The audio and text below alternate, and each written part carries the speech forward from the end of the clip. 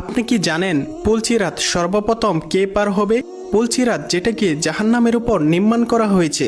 কিয়ামতের দিন হাশরের মাঠে যখন সকল মানুষকে একত্রিত করা হবে, সেই সময় জাহান্নামের দুই প্রান্তে একটি সেতু স্থাপন করা হবে, যে সেতু চুলের চেয়েও চিকন হবে এবং তলোয়ারের ধারের চেয়েও তীক্ষ্ণ ধারালো হবে।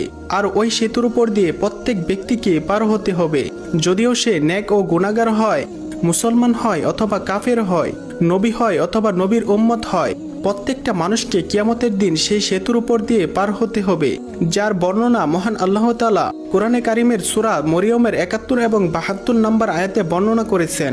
এবং এই পুলসিরাত সর্বপ্রথম আমাদের প্রিয় নবী হযরত মুহাম্মদ সাল্লাল্লাহু আলাইহি ওয়াসাল্লাম পার হওয়ার সৌভাগ্য লাভ করবেন।